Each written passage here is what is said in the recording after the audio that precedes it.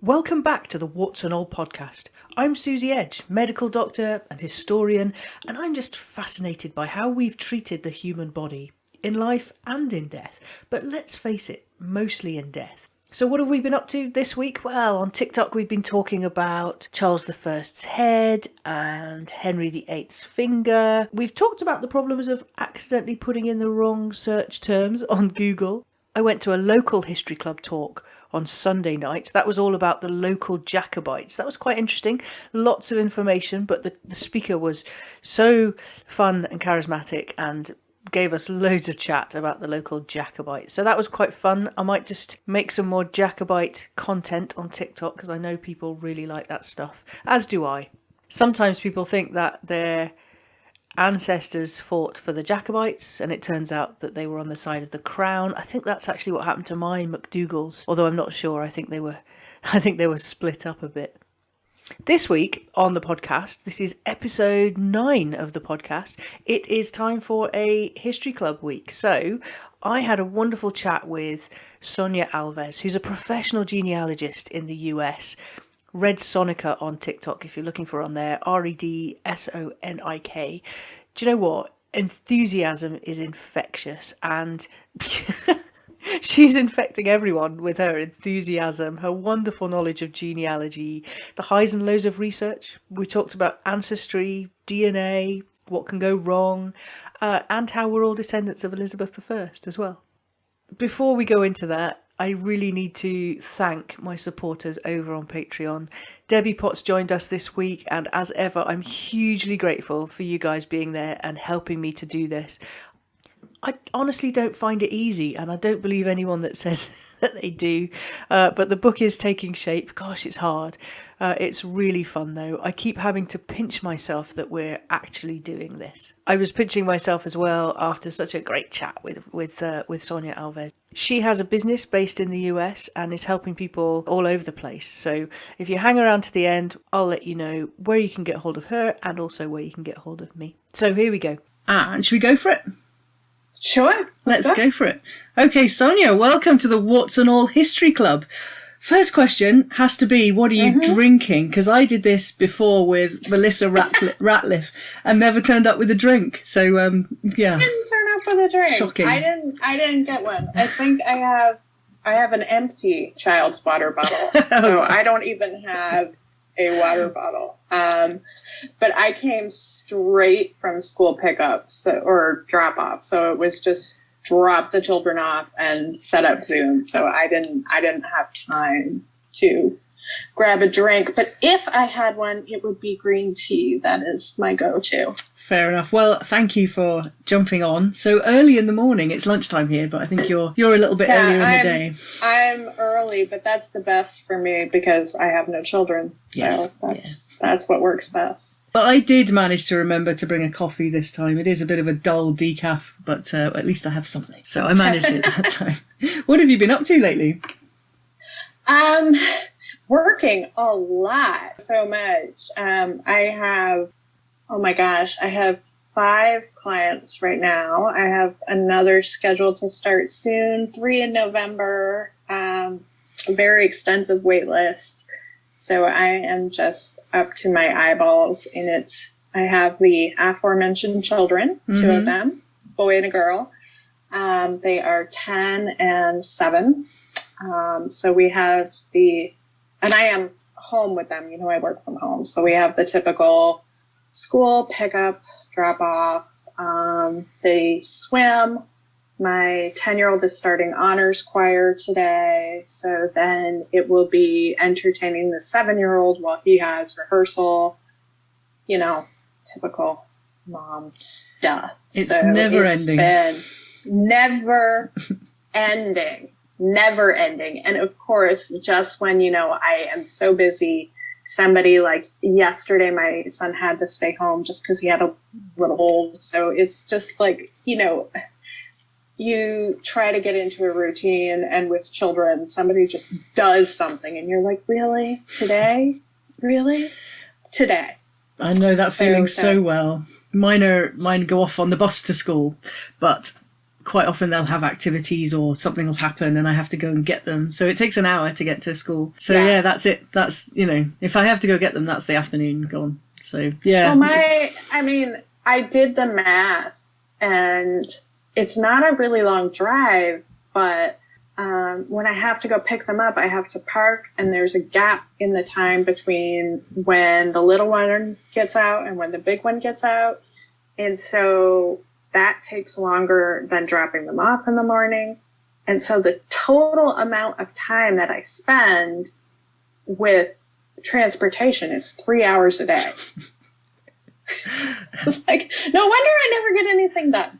You have great plans. And no wonder it just feels like I never get anything done. So I'm doing a lot of listening to podcasts and trying to think about what I'm going to do next every time I'm in the car driving about. What's next? What's next? What's next? Yeah. I totally get that. So when they're off at school and you're sitting down to work, most of the briefs from clients, what are they looking for? Are they looking for you to go as far back as you can, or are they looking for something particularly, or what is it that you're doing? Well, what I do, my business is very unique in the genealogy world. What I do for my clients is I make family books, which means that I research one branch of the family, which means like one surname, like your dad's family or your mom's family, just one branch of the family. And I do go as far back on that one line as I can. And then what I do is I write a narrative history of that branch, with as much information about the family as I can find, but also as much local history about the place that they lived in, the time period, what was going on then. And I write it up. I am now showing you a book, but of course the podcast listeners can't see it. This is the one I did for my own family. Goodness me. So I write it up and I include like the family lineage. I include a lot of photos. I include original documents, and things like that. And nobody else does them. What a wonderful treasure to have. What a wonderful gift, actually. Yeah. I can imagine my parents, my mother-in-law being really into having something like that. Yeah, and so no one else does them, but they are a ton of work because not only am I researching your family, but like right now I'm working on 3 books right now. I'm in the writing stage on 1 and the background research stage on 2, which means I finished the family research and now I'm researching like the background, which means for one of them, I am doing research on the Holocaust. On one, I am reading the entire history of Mexico. Goodness. I'm reading so much actual history in addition to the family research. So it is so much work, but the final product is really satisfying. And my clients have thus far all been very happy with them. I haven't had anyone complain yet. There might be a first, but no one's complained yet. That's primarily my business. I do have occasionally someone who just wants a family tree, who just wants, name states. And of course I can do that. The books are primarily what I do for people because, like I say, nobody else does them. I love that. They look so special. Yeah, you can. Because before I started the business, I researched, because I had the idea for these books, and I researched, do other people do them? Mm-hmm. And no, you can get a similar product from Ancestry for much, much, much more than what I charge, or legacy books made. And those are all a little less personal and they're all thousands and thousands of dollars. Yes. Yeah. So what I make is much more personal and not $10,000. So it's, I can see why. But I'd really like to ask what got you into genealogy, becoming professional genealogist, because I have, as a hospital doctor, I wrote my fair share of death certificates. A lot. Yes. As a junior doctor, you write a lot of them. And every time I've written one, I've thought, every single one, I've written it, and I imagine somebody looking back at it in a couple of 100 years and them saying, what did she mean by that, you know? And I do love the idea. I have read some doozies. I have absolutely read some. A lot of them are very vague. Mm-hmm. A lot of them are just, you know, the number of ones that I've seen that were just like, myocarditis. That's a very common. I have to say that is the most common one that I have seen is myocarditis. Really? That's interesting, isn't it? Yep. It is quite vague though, isn't it? It's incredibly vague, and I'm like, hey, it's not the easiest diagnosis to come to either. Arteriosclerosis would be a close second. But then there are some that are like real doozies where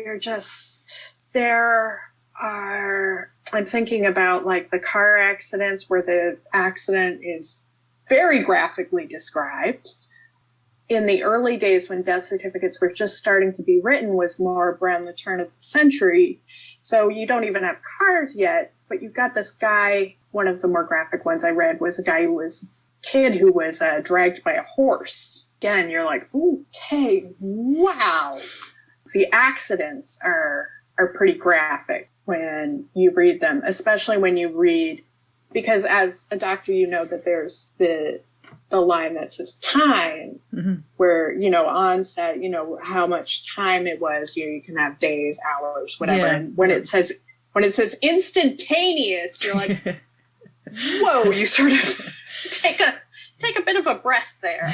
I've had a couple where I've had to, not many, but there have been a couple where I've had to take a step back and be like, okay, wow, I'm gonna go get a drink. That was a lot. But anyway, what got me into genealogy actually was about in 2012, my grandfather died. And when I was growing up, my grandfather told all of these stories about our family history and how we were descended from John Alden of the Mayflower, and Americans will have heard about who that gentleman was. How we could trace the family tree back to Charlemagne because his father had done this huge genealogy. And I was like, bleh. And I thought, you know, Ancestry will give you a free 2-week trial. And I was like, I'm going to blow some holes in this one. Just can't possibly be true. You know, everybody thinks that. Mm-hmm. You think you're so fancy, but, you know, I bet you're just like a bunch of hobos. Turns out it's all legit. Oh, goodness. All of the claims were completely true. I was, considering our conversations, I was not expecting you to say that. Nope, completely true. All of my great-grandfather's research checks out. Goodness all me. Of it checks out. He was doing research back in the day before computers, obviously. So, like, he did all of this by hand way back in the day, but apparently, like, the 19-volume whatever he did on the family, it checks out. But during the process of trying to make my great-grandfather look like an idiot, I got addicted to doing the research. And so then it just became this sort of all-consuming thing.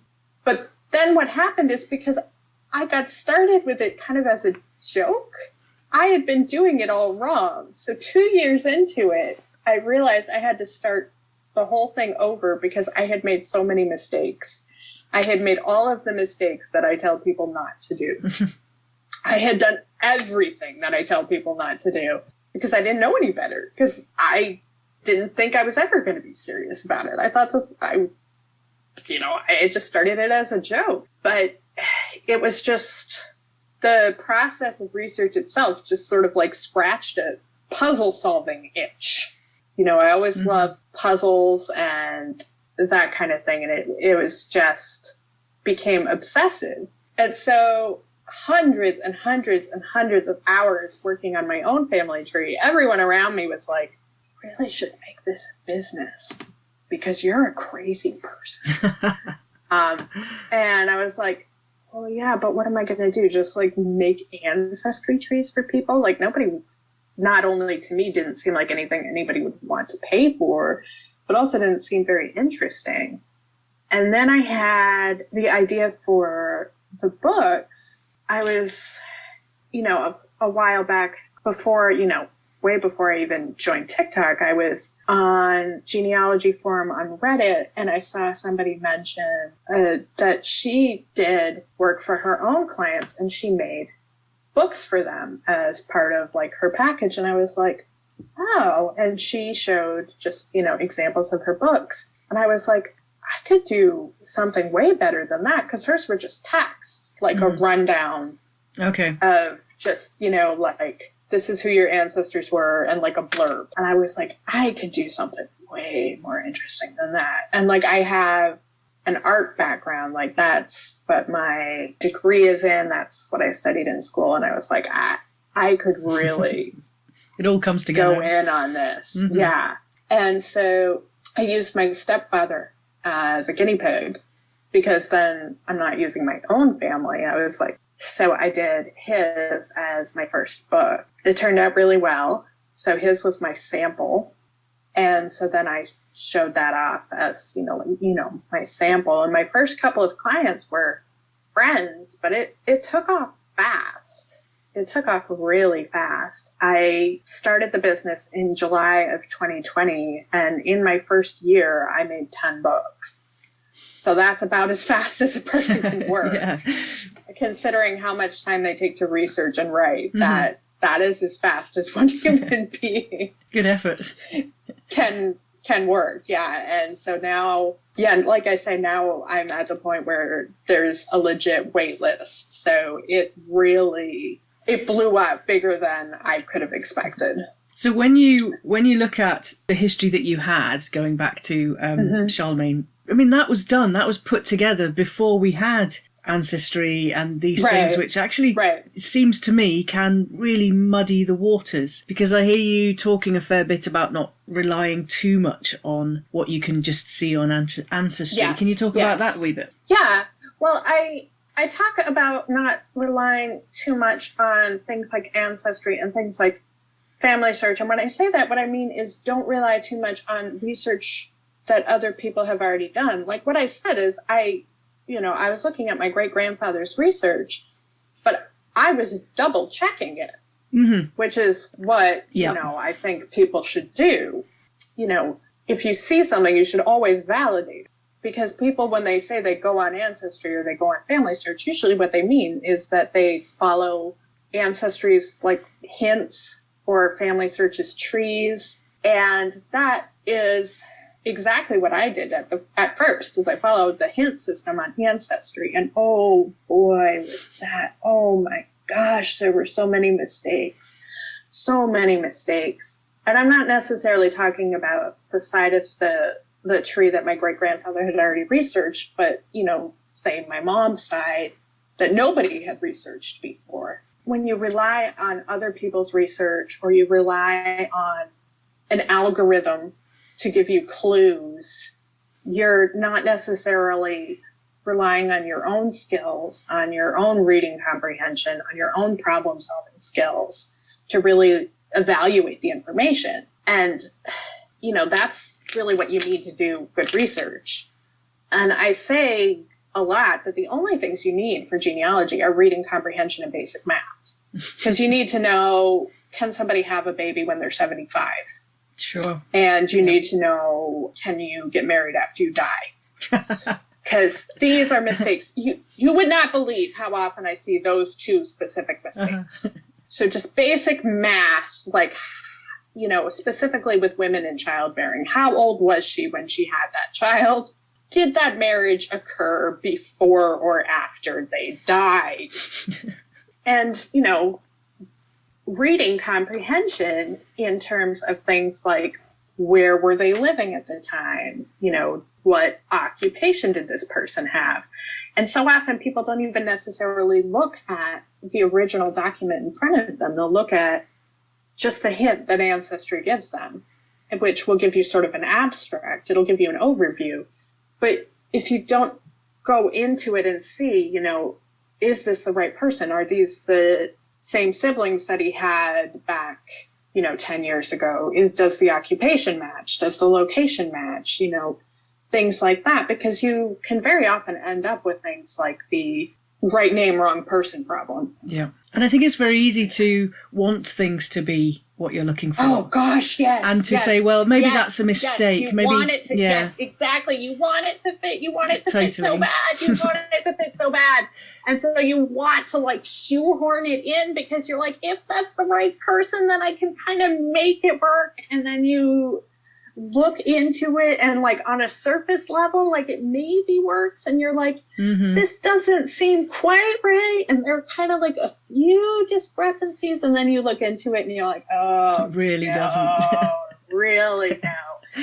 But when you really look into things, like I have found the most breakthroughs, like looking into side relatives, like looking into uncles and cousins and reading wills and things like that, things that people don't usually do because people often get hung up on tracing their direct ancestors. Yeah. And it's like very often you can figure out who your grandfather was by sometimes looking at his other grandchildren. So that would mean looking at your cousins. Like, you know, maybe they mentioned, you know, somebody in a document, or maybe somebody lived with somebody else in a census when, you know, multi-generational homes were much more common, even at the beginning of the 20th century. So, you know, you have these things fit together.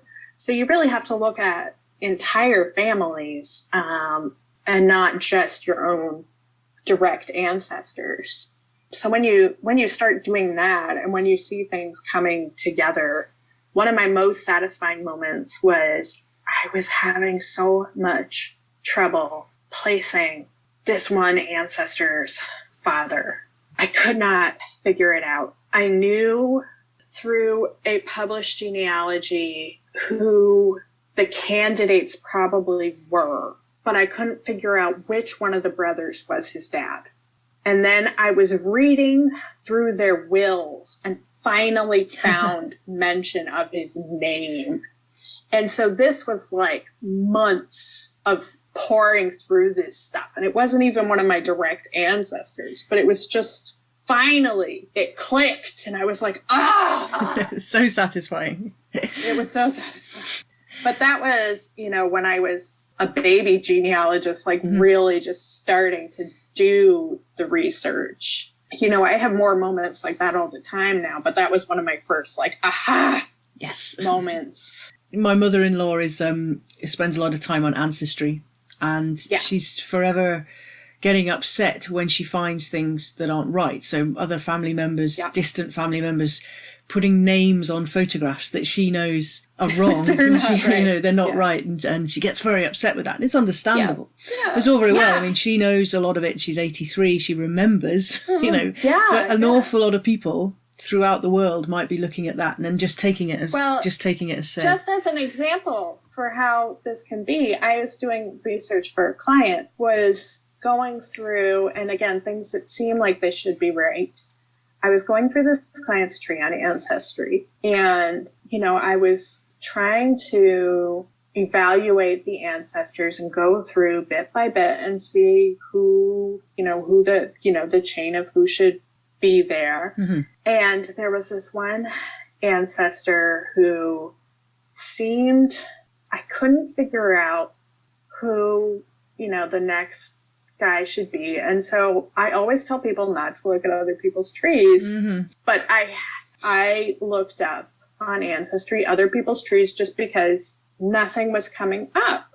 So I thought maybe somebody else has information, because I will do that sometimes, look at it and see if somebody else has records saved, because I'm not gonna copy something down without any records, but sometimes something else will come up and there will be some records. I found something that I could see immediately wasn't true. I could see immediately that it was wrong. Over 2,000 people had it saved. Oh, goodness me. 1,000 people had that person saved in their tree as the father of this individual. And I could tell on a glance that it was wrong. So this is why I say, when people say they use Ancestry or Family Search, like, okay, but you can't. And when you rely too much on just one source, like I mentioned, my mom's side of the family is Swedish. I used the Swedish National Archives there because Ancestry just doesn't have it. So you say, you get used to using one source, and if you don't know how to just do research in general and how to evaluate information and how to find it, you only know how to hit the search bar in Ancestry, there's a lot that exists that you won't be able to find. Sure. And find a grave as well. I've heard you talk about that and the same difficulties in that. Find a grave. Oh, the bane of my existence. Oh, no. Well, not really the bane of my existence, but I would say that the suggest edits button on Find a Grave is my best friend. That Find a Grave is volunteer run, and most of the volunteers are just, they're amateur genealogists, and there's nothing wrong with that. But Find a Grave was never meant to be a genealogy website. Okay. It was always meant to be a cemetery database. And if that's what you keep in mind, if you bear that in mind when you're looking at it, and you are using it to find information about where someone is buried and what their grave is like, it's fantastic. It's wonderful. But if you look at Find a Grave and you're expecting to find information, genealogical information, it's sketchy as hell. Okay. Because they don't have to document anything. They don't have to have any verification. You can suggest edits constantly and people can just say, no, I know better. And it's like, yeah, I have added a lot to Find a Grave. I added my own family members in there, just because I know them. And I have taken photos of graves in cemeteries near where my parents live in Vermont, because there's these tiny little cemeteries that nobody's photographed. And if anybody ever sends me any edits to those graves, I approve it because I figure they know. I don't know. They've gone to the trouble. Yeah. They've probably done the research on that individual. I just took a picture. That's something you need to do in genealogy in general, is just ask yourself, what was the source intended to do? Yeah. What was this information intended for? And then what was the census intended for? The census was, if you're looking at the census and trying to estimate somebody's birth date, well, the census was never intended to give you accurate birth information. That's, an important thing to keep in mind with any source, is to think about what the source was used for. So Find a Grave is awesome if you bear in mind that it's only supposed to be for looking at the grave. But if you are trying to use Find a Grave to find biographical information, it's a mess. So I see you replying to quite a lot of misconceptions over on TikTok. And so what do you fight against the most? What do you find, what frustrates you the most about people's ideas when it comes to genealogy research? The one that I fight against the most has absolutely got to be the one that comes up over and over and over and over and over again, has got to be about DNA. Yeah. Genealogy. Yeah. Has got to be about the concept of ethnicity testing, which is not great science. When you're looking at doing DNA genealogy and you're looking at how the science of that works, the science is there to match your DNA against another human being who's alive. And you want to see, are you related? That science is great. But when you, first of all, look at the concept of what does ethnicity mean in the first place, that is a very hazy thing. And secondly, trying to define that in terms of DNA, that gets even more complicated. And then if you want to talk about, okay, so first you've defined what is ethnicity. Secondly, you've defined how you want to break that down in terms of DNA. Well, then you get to the fact that the type of DNA that is used for DNA testing only holds about 7 generations of information. So then how accurate is that? So it's not great science. And then you get to the fact that you have to have a sample population to test against. Absolutely. You have to be able to match, does your DNA match these other people of the same ethnicity that you're talking about? And then you think about, okay, so who has done DNA testing that we can talk about? Well, that's all going to be people of European descent. So then you get into the fact that people want to test for other things. People who are indigenous want to test. People who are in the United States who are the descendants of enslaved people want to test, see where they come from. And the sample populations aren't there for that. Mm-hmm. Yep. And it's so you get to the fact that if you're like me, I am of European descent, you can my DNA will show me what town in Sweden my ancestors came from, which is bananas. And people who are native can't find which tribe their ancestors came from because the sample population doesn't exist. So trying to explain all of that in a 1-minute video, oh yeah, it doesn't work, especially when people have conceptions about how the science should work or, you know, how they think it works, especially because companies like 23andMe and Ancestry sort of keep things maddeningly vague. Yeah. Because that's how they sell it. Absolutely. You know, if people understood how hazy the science was, these companies wouldn't make as much money. I mean, do you think they are a big problem, or do you think it's just a bit of fun? People talk about it being just a bit of fun, and you know, to me that gets a little hazy when I see in my comments section white people saying, you know, oh, what's the big deal? It's just a bit of fun. And then I see people of color saying, I can't find out where I came from. Sure. Yeah, that's where I was. That's where I was leaning towards there. It's frustrating. Then I think, well, it's fun for you, but there are legitimate problems here that need to be solved. Like, you're having fun, but you already know where you came from. Yeah. You know? Like, yes, yeah. You already know. You already can figure that out. But, you know, why did you need to find out that, you know, you're 11%, you know, whatever? You know, why did you need to figure out exactly which breakdown of white that you are when somebody else really wants to use this technology to figure out just the basics of where they came from, and they can't. And there's no like information. Yeah. So that to me is very frustrating. Again, that's one of those things where I post about that, and inevitably I will get like comment after comment after comment where people will give me their entire genetic breakdown, and I'm like, I think you missed the point. Yeah, it's very difficult to get that sort of nuance across in a 1-minute video, and it really is. It's hard. It really is. And as you said, you know, as we were talking about TikTok before we started recording, and the comments very often are, you know, people haven't read the other comments, or it's not about the video. Well, yeah, they haven't read the other comments, and it's just, you know, and also people who didn't necessarily get the point of the video and just leave a comment for the sake of leaving a comment. Yeah.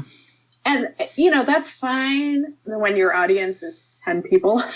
When you start gaining more followers and you get scores of them, it just becomes like, you know, okay, all right, fine. Don't be discouraged though, because I do think I've learnt loads from your videos, particularly the DNA chat. It's good though, because the other side of that though is, of course, once you sift through that, there are also more and more really great comments. Like somebody asked a question that I couldn't answer the other day, and just this morning I noticed that somebody else provided links to that person's question. And I was like, oh, that's great. That's awesome. So hopefully, you know, like that person will be able to get some help from that. So, you know, the upside, of course, is that, you know, more and more helpful comments get left and more encouraging things get left. It's just sifting through it. Yes. Yeah. It's just that process. So in the past, years ago, I dabbled in looking at my own family tree. No royals so far. But I have been really lucky. Well, every person of European descent is allegedly related to Charlemagne, so you know you've got some. They're there. I was just laughing at that comment I just made, no royals, because we laugh together all the time about this comment that we always get. I make videos about royal families, and I always get that's my relative, and that's quite funny. But just before I came on to talk to you, I made a video which mentioned Henry VIII, and somebody went in the comments and said, did you watch the programme that was on in the UK last night? Who Do You Think You Are? Do you have a similar programme? But we do have Who Do You Think You Are? Okay, you get that. Okay. Here. So one of our young comedians, Josh Widdicombe, was on there last night, and his was hilarious because there were so many well-known figures in his past and not his past, but his ancestry. Going back, I think, I've not watched the last 20 minutes, but I have a sneaky feeling it's going to end up at Henry VIII. And so that made me laugh a little bit, because obviously some people can actually say for sure, this is where I've come from. But nobody is actually a direct descendant of Henry VIII. Or they'd be on the throne, I guess. But I've been really lucky, and it comes back to what you were saying. But I actually, in one of my TikToks, made a joke about the descendants of Elizabeth I Society, because she didn't have any children. Mm-hmm. I thought you were going to say there was one there. No. But then somebody came in and legitimately, I don't think this person knew that Elizabeth didn't have any children, and was like saying that they were descended from Henry VIII or Elizabeth I. And I was like, oh, wow, somebody gave you bad information.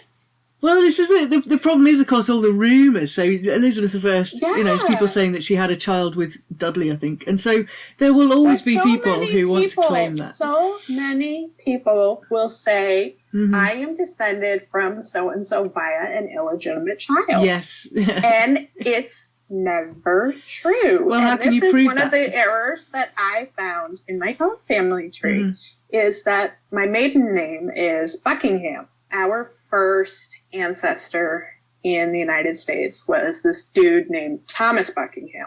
And he came, you know, from England.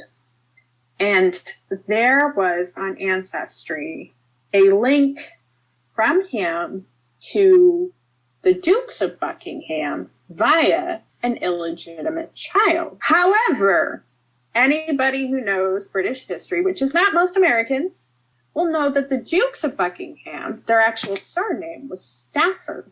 They invented this illegitimate child to make a link. This illegitimate child didn't exist. I did the research.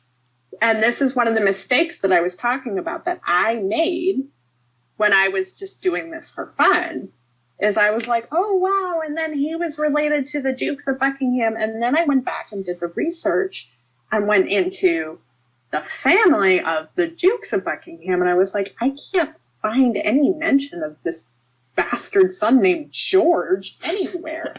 And so then I went back up the other direction. I was like, I can't find any evidence that this guy's dad was named George.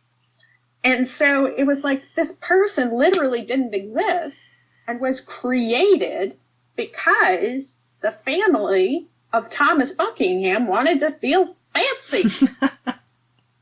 I can completely understand how that would happen, because all of them, they were like, they had their name and then they were the Duke of Earl of something else, and the names they would stick, and it would be very easy to fabricate. You know, and I appreciate that, because sometimes before I got married, people who knew British history would like look at me like I had personally killed the princes in the tower. So I did not. Also, I did not build Buckingham Palace. Oh. So, nor am I related to anyone who did, because my ancestors immigrated before it was built. So, Everyone who teased me in middle school, no. That's a shame. Sorry. My ancestors were just like nobodies. They were just like some dudes.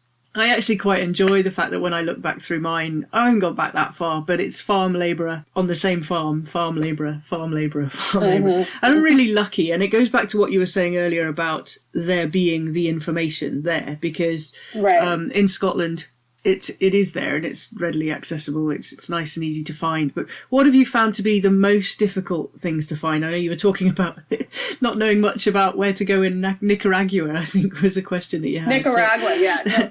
No. Cuba is impossible. Okay. You cannot get anything in Cuba because Family Search is run by the Mormons, who will send their missionaries everywhere on earth to go and digitize records. Yep. But you obviously can't get into Cuba. So that hasn't been done. And they haven't done it themselves. So there's that. So you can't like go on to like FamilySearch.Cuba or whatever the equivalent. There's no Cuban site. Their records haven't been kept on a national level ever. They're only on the local level, and they're kept in the church parish. So to find your ancestors' record, you need to know the town that they lived in and the church parish that they went to, and you need to go in person. Fair enough. So I had a client whose family was from Cuba, and before I knew about this, I was like, yeah, I'll try to find your... Oh, oh dear. But I was stubborn.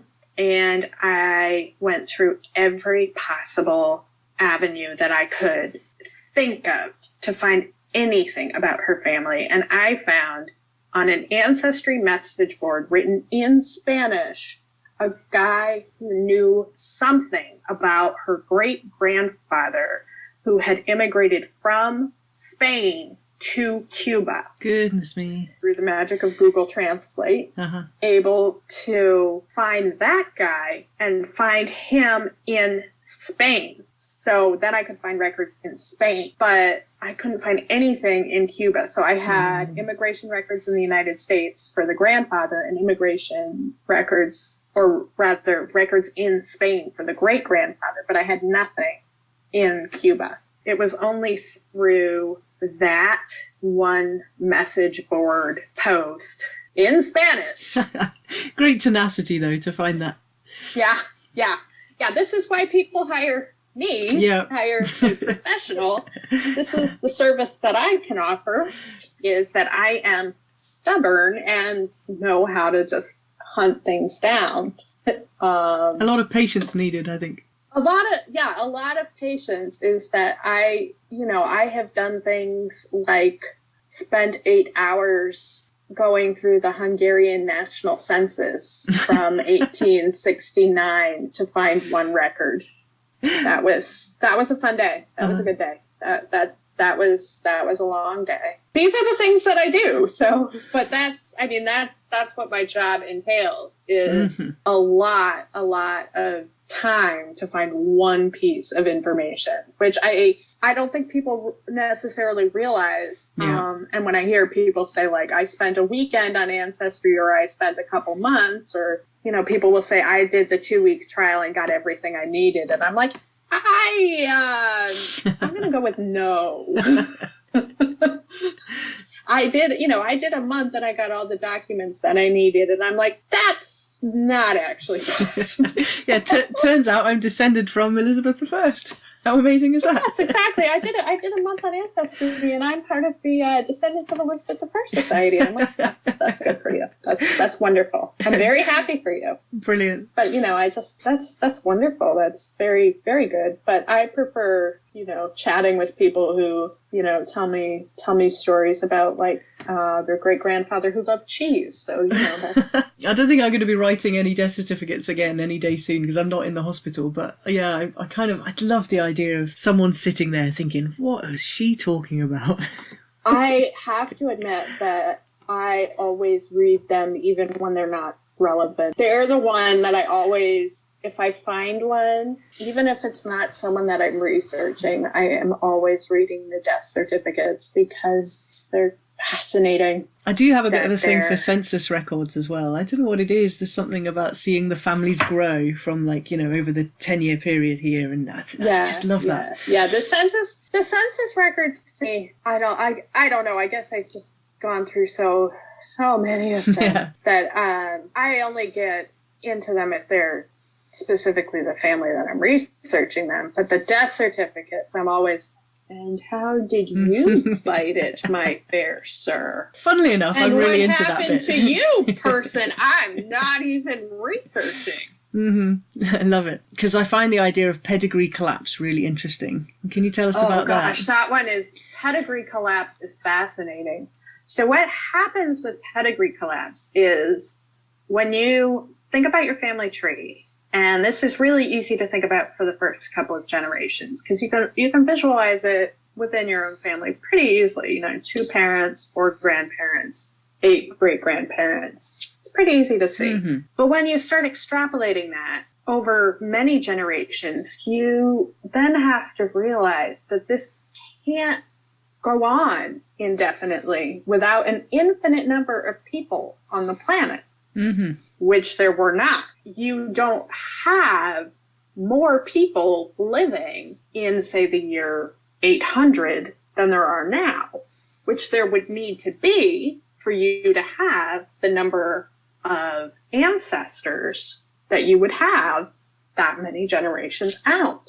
Yeah. So what happens is at a certain point, and I'm not going to quote any specific numbers here because I don't remember the math off the top of my head.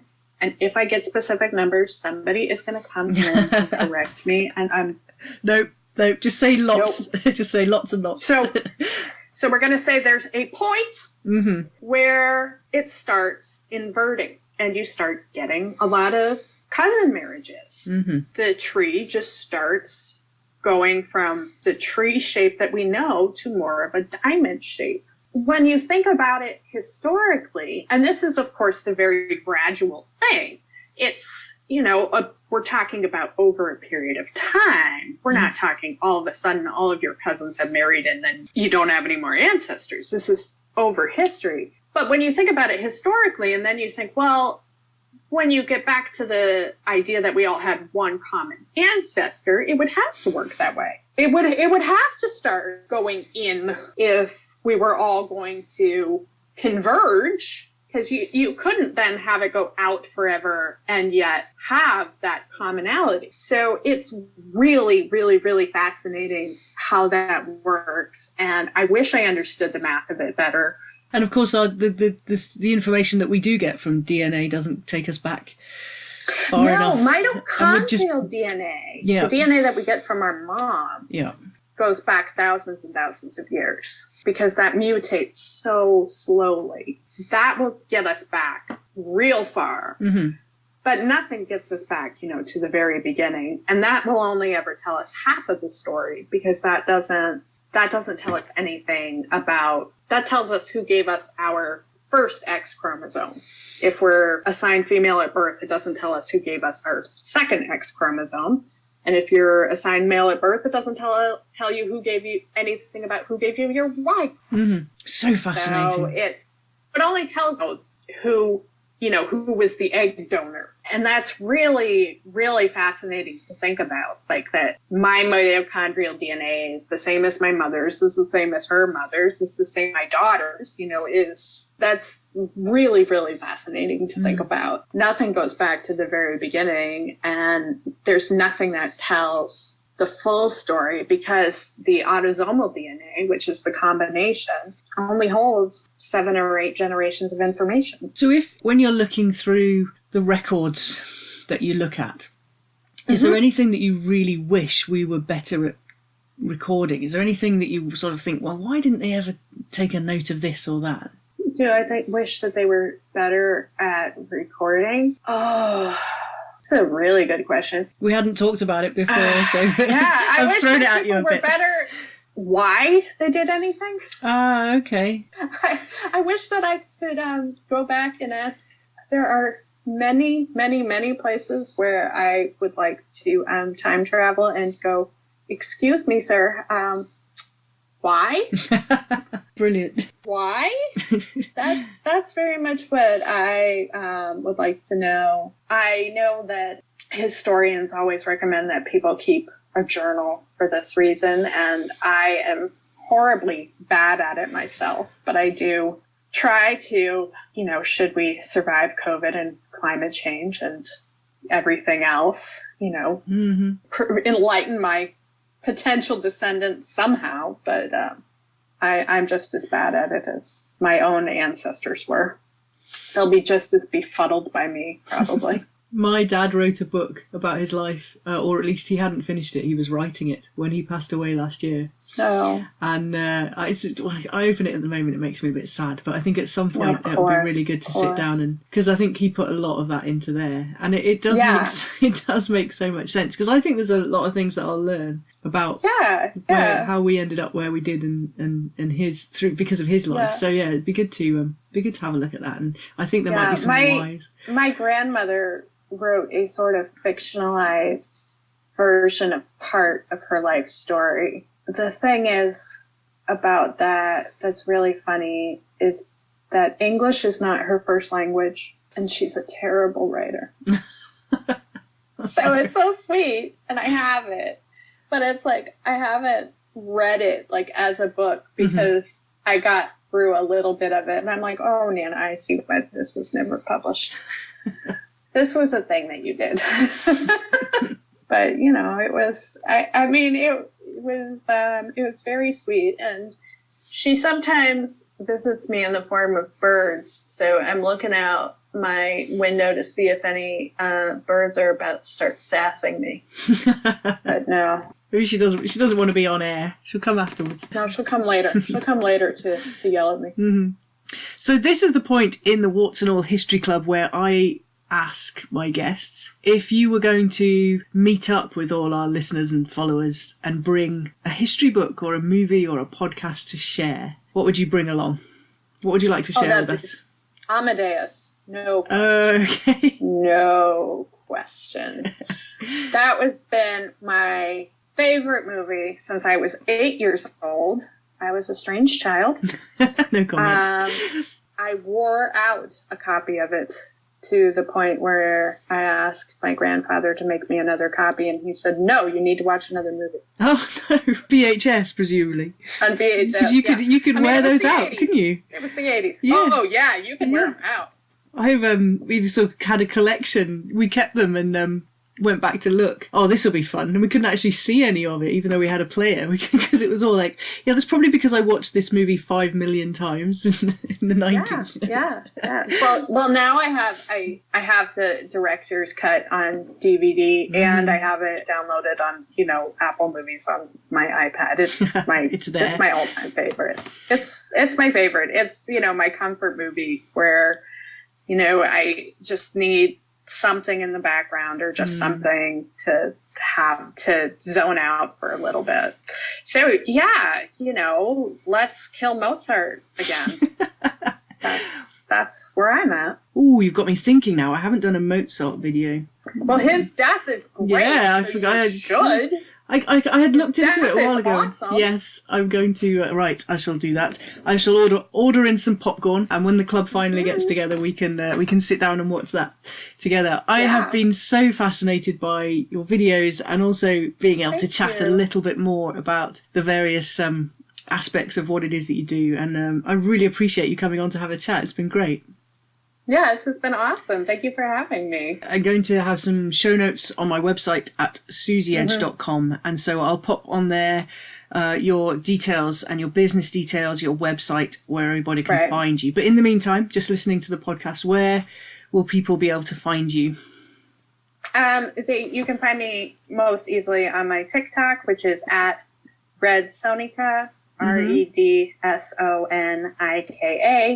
And my website is Founding Mothers Genealogy, all one word.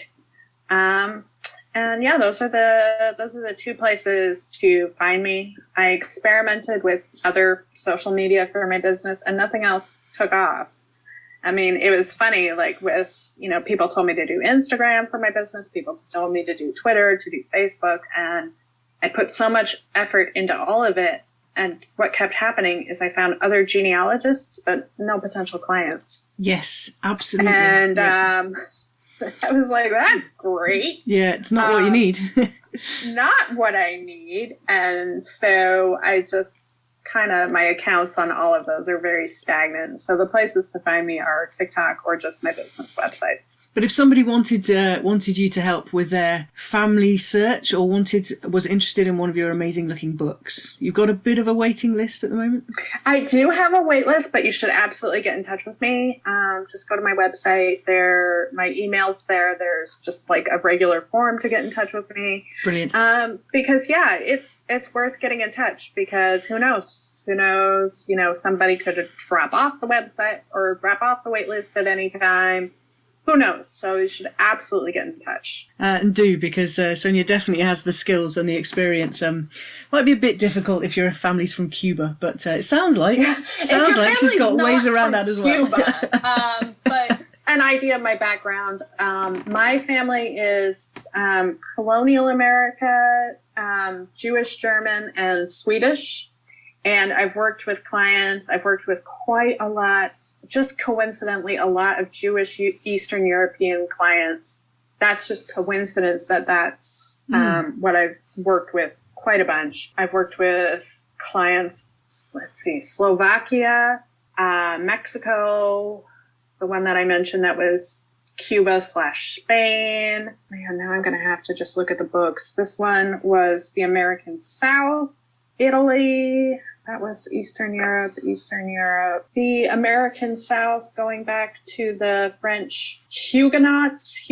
I don't know. I'm American. I don't know. It makes my border farming family from Scotland for the last however many 100 years sound a bit dull. So that sounds great. Those are the things that I've already worked with, and I'm always happy to learn new things. I'm always happy to research new places, learn new things. Always thrilled to have a chance to try something new. So even if your family isn't from one of those things that I just mentioned, absolutely get in touch. If I refer you to somebody else because, say, I can't read Cyrillic, I had somebody contact me recently about something specific, very specific, having to deal with Russian ancestors, where I referred them out just because I can't read Cyrillic. I will try to help you find someone who can help you. So absolutely get in touch. If I can't help you, I will try to help you find someone who can. And I am going to let you go because I think you've got a fair bit of work to do before the kids come home. I have so much to do. Oh my goodness. I do. And eventually I have to retrieve my children because they don't like it when I leave them there. Well, that's fair enough. Thank you so much. It's been fab. Yeah. All right. It's been great. Okay. All right. I'm going to stop that there. Okay. And we're done. Thanks for listening to the Warts and All podcast. Thank you to Sonja. That was a really interesting chat. Loved all the interesting little nuggets. You've really got me interested in looking at my family history again. So now that the nights are getting cold and dark and miserable here, what am I talking about? They already were. We had our first snowfall a couple of days ago. So it's time to light the fire and snuggle down into that sort of thing now, I think. What's coming next for the Warts and All podcast? Well, I've got a choice. I've got a list. Maybe you can say which one you'd like. I've got on my list, what is there? There's the story of Burke and Hare. There's the plague, the Black Death. I'm going to look at how the people on the Titanic and the White Ship disaster met their end in the cold waters. So lots of physiology and medical stuff in that one to come. And if you like any of those or something else, then just give me a shout and I'll see what I can do. You can check out Sonja's website, foundingmothersgenealogy.com. If you're interested in her doing some research for you or helping you with something, then give her a shout. Please do. Now, if you want to get in touch with me, you can find me at my website, susieedge.com, and from there are all the links to all the other things going on. But directly, you can go to TikTok at susieedge, Twitter at susieedge, Instagram at sus.edge, And I'll put some show notes from this episode onto susieedge.com. This has been the Warts and All podcast, written and produced by me, Suzie Edge, with the artwork by Catherine Edge. I'm going to be on holiday with my family next week, so we'll maybe see you the following Friday. Bye for now.